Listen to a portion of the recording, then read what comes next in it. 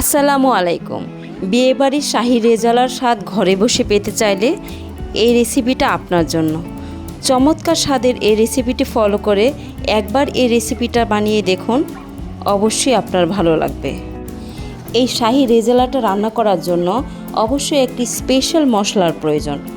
এজন্য আমার লাগবে শাহী জিরা, জয়ত্রী, জয়ফল, দারচিনি, লবঙ্গ, গোলমরিচ, এলাচ, পোস্তদানা।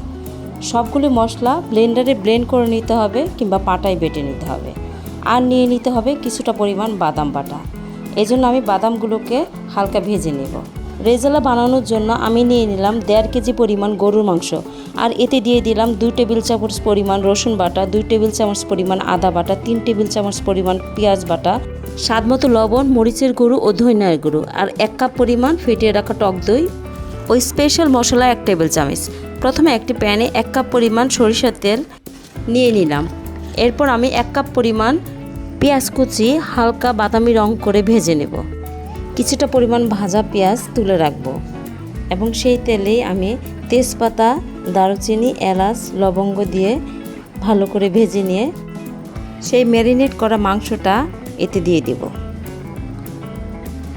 আমি এই মাংসটা আধা ঘন্টার জন্য ম্যারিনেট করে রেখে দিয়েছিলাম এক পাশে।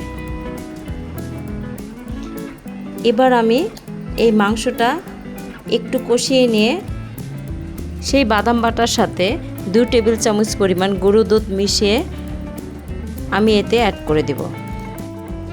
এরপর পরিমাণ মতো পানি দিয়ে 15 থেকে 20 মিনিটের জন্য আমি সিদ্ধ হওয়ার জন্য রেখে দেব।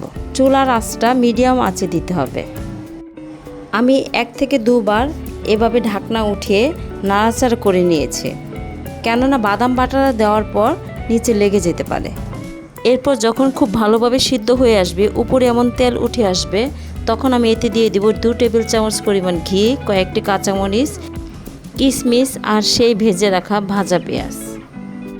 এই তো তৈরি হয়ে গেল আমার বিয়েবাড়ির স্বাদের রেজালাটা। এই রেজালাটা খেতে দারুণ লাগে ভাত কিংবা পোলাওয়ের সাথে।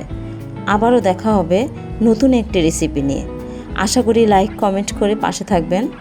ভালো থাকবেন, সুস্থ থাকবেন। আল্লাহ হাফেজ।